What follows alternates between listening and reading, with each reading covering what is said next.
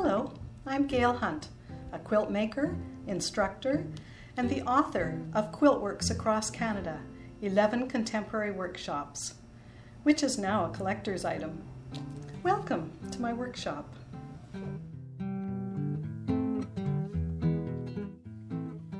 As a former home economics teacher who loves traditional as well as contemporary quilt making techniques, I prefer my quilts to have a soft hand and drape.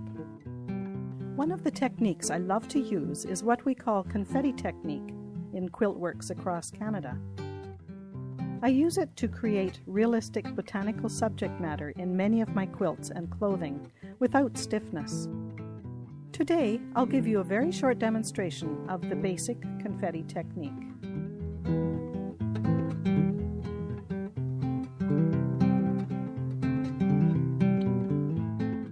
First, go to your sewing room garbage and pull out any fabric bits, especially in the colors you want for your piece.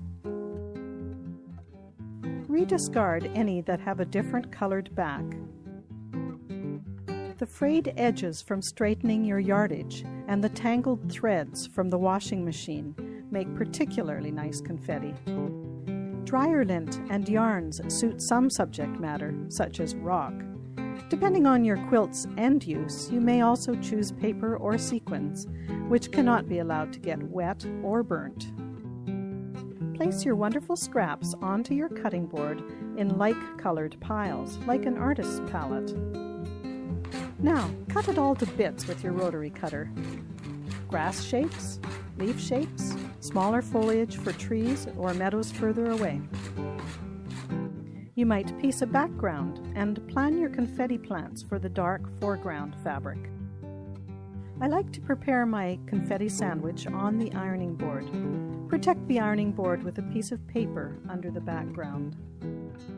Confetti powder is a very fine, heat-sensitive adhesive powder. You can get it from me. Check out my website for contact information, gailhunt.com. Sprinkle a light dusting of confetti powder over the foreground area. You might choose to fussy cut some elements, such as a tree trunk. Then drop or place the confetti on it, starting with the subject matter further away. Include dark shadows with mixed dark confetti.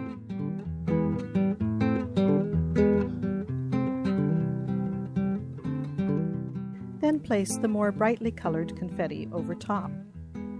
When you're satisfied with the arrangement, sprinkle another light layer of the confetti adhesive powder over. Next, place a piece of dark nylon tulle over the landscape.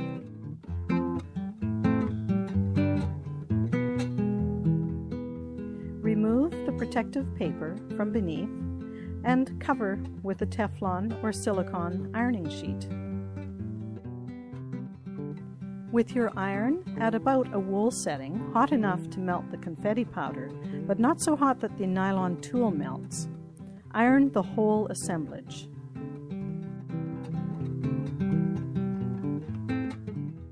Now you can freely move your landscape to the sewing machine.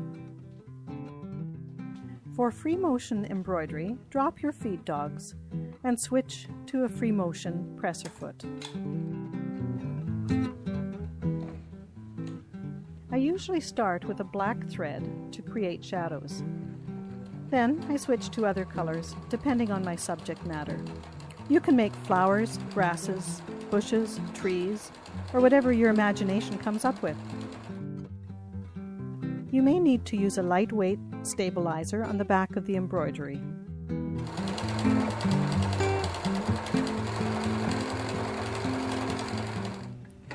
Depending on my subject matter, I may switch to other colors.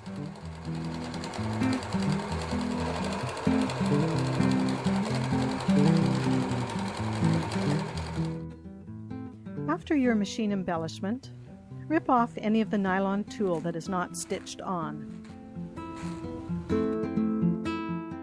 And you're done.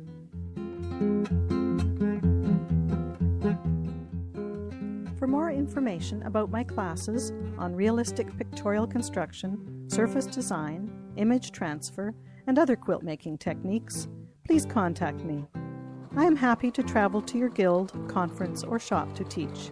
I have a selection of lectures for guild programs as well. For my teaching schedule, please refer to gailhunt.com, and thanks for your interest.